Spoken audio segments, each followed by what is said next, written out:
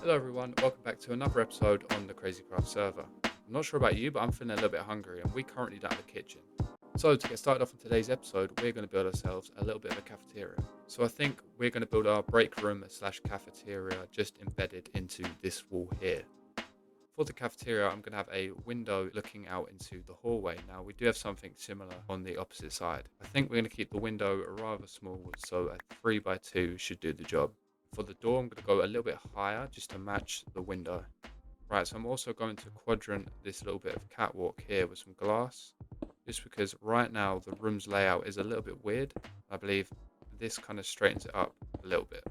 So for the walls, I've chosen a cyan terracotta, so let's place that real quick. Right, so that is the walls now placed down. It is starting to look a little bit plain, so I think we should get ourselves a little funky floor. So the kitchen floor is now done. All that is left is the ceiling. I would like to keep the ceiling rather dark like the rest of the place, but I don't really want to copy the block palette, so I'm going to go find another dark block and chuck it up there. Okay, so I found some black sand, and with this we can make it into sandstone, and then if we smelt it, it'll make it into smooth black sandstone. So while I was collecting some black sand, I turned around and noticed there is a rather large anthill over here. I mean, there's so many of them, they can't even fit in the hole. I think that, oh yeah, they're after the skeleton. He must have accidentally shot one of them.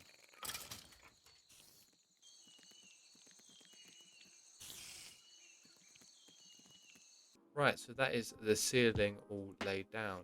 It is looking rather empty inside of the cafeteria here, so we're going to have to go ahead and put some appliances down. So to craft the appliances, we are going to need a workbench, and in order to actually power the workbench, we're going to need a generator. Now we actually have a choice of the dark electric one or the light. It doesn't really matter, it's just cosmetic. So I've now crafted the generator and the workshop here. In order to power the generator, we're going to need some coal, and we just want to hit the switch here, and as we're going to see, the generator is now running. But as you can see, the workbench is missing power. In order to fix that, we're going to need a wrench. There is actually a couple of wrenches in this mod pack, but the one we'll need is the Mr. Crazy furniture one, and that is the wrench. So once I'm holding the wrench in my hands, you'll be able to see there are two little cubes here. Now these are little connection grids, so if we connect them like so, this generator is now powering the workbench. And one generator is capable of holding up to 40 connections, so we should be good for the future. Right, so if I go over to the workbench now, click on it, we're going to see we have a bunch of furniture stuff here. Now, we want the kitchen stuff, so we're going to click on the little kitchen interface, and it's going to bring a bunch of compliances. Now, most of these are actually redded out at the moment because I don't have the items necessary inside of my inventory, but I'll go gather them items once we know what we want. I do like the look of the green kitchen appliances, like the green kitchen storage cabinet here and the green kitchen sink. I think for the actual kitchen worktop, we're going to go for the black ones here. I'm also choosing the light version of the stove and the light fridge as well. Right, I've gone ahead and crafted all of the necessary appliances we need to make this kitchen actually look nice. I'm also just going to temporarily remove the generator and the workshop just so we can actually lay down the kitchen. I think the best place to start off with a kitchen is the worktop, so I'm going to lay that down and leave some space for a cooker and a fridge. We're going to go ahead and replace this countertop here with drawers just to give us a little bit more storage. And just above the cooker, I'm going to add a range hood. Security Craft actually adds a very underestimated building tool. To show you exactly what I mean, if I come over behind the cooker and left click the wall like so, you can see that the cyan terracotta actually goes into reinforced terracotta. So it looks like the cooker, after years of use, has actually worn down the wall a little bit, all the steam and smoke. It is currently chucking it down, so I'm going to go to bed. Okay, so now with the storm out of the way, I'm going to implement some cabinets up at the top. Just going to slot the sink in like so. In addition, I'm going to put a frying pan on top of the stove. Now this isn't actually just for cosmetic reasons, you can actually put items inside of the pan and it will cook. Currently it's not connected, so it's not going to fry anything. In between the sink and the cooker, I'm going to add a cutting board, and on the other side next to the fridge, I'm going to add a toaster. So now that that's all complete, I want to come over to the other side and just create an island. We're also going to need a few stools under the counter just so we can sit.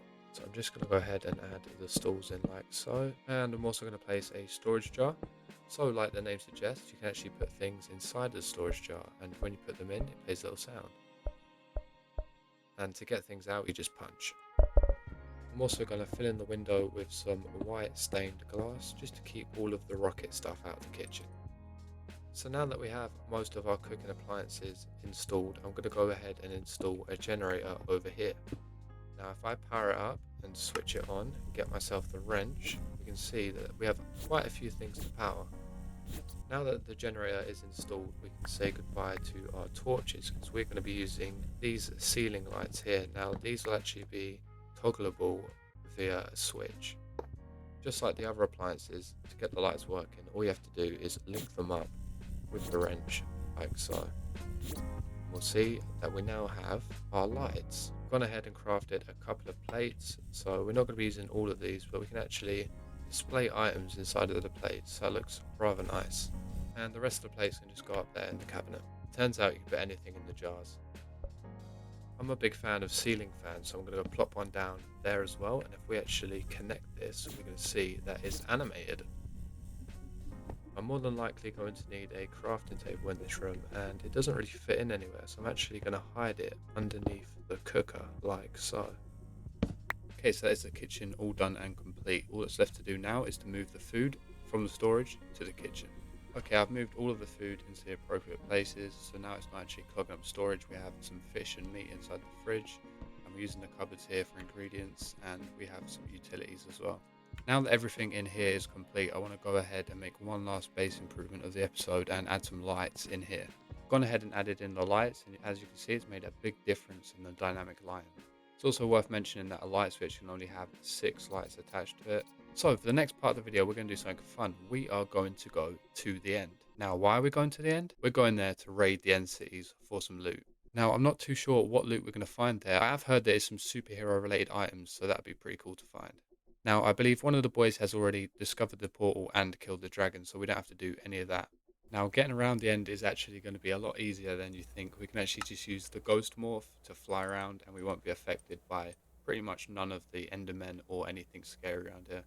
I forget what mod it is that overhauls the end structures, possibly Alex's end, but this is actually incredible.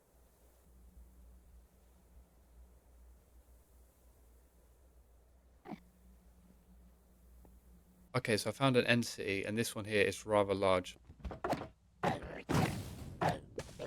Okay, so along with a load of diamond stuff, I have found the cosmic board.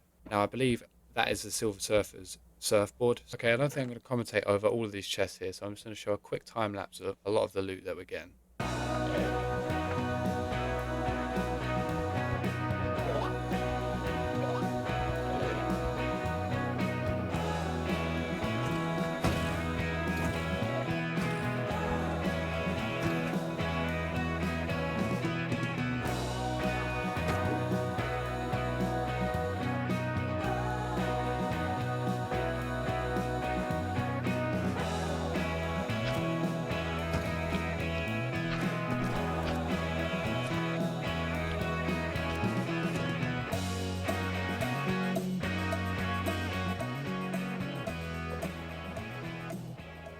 Okay, I've stumbled across this end pyramid. You can see it's already been looted, but I'm going to see if anyone's left some loot behind. Well, straight off the bat, there is some redstone supplies here, so I'm going to take all of these because that is very valuable to a person like me. I've just come across this structure here and I have no clue what it is. Okay, so there seems to be a library in here. Now, I wonder if these books are just normal. Oh no, they are actually enchanted books, so I'm going to gather a load of these and see which ones we get. It is a little bit difficult to find enchanted books because there is a lot of just generic books in here mixed upon them. A lot of these are low-grade enchantment books, but we can just combine them to make better ones. So it turns out there's multiple layers of this, and I wonder how far this goes up. Okay, so I'm finished looting now. I'm going to head back to the base, and I'm going to show you what we got. I say head back to the base, but I just mean right-click this. Right, so I'm back at base. I have 4 backpacks here consisting of some end loot. Even the backpacks themselves are actually quite expensive. In this backpack here, I got a load of diamond gear coming from the Spartan weaponry mod. And as you can see, I've got a little bit of ores here. I probably will exchange some of this out for the armor that I'm wearing now.